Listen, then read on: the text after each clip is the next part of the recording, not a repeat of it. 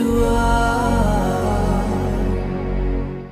నా భాగస్వామిని మీరు ఎంచుకున్నారు దేవా, నా జీవితమంతా ఏకమై నడిచెదను.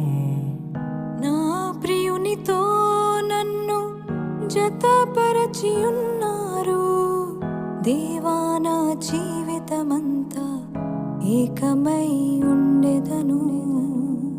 నా యందు నీ వివాహ కార్యమును విశ్వాసముతో స్వీకరించెదన్.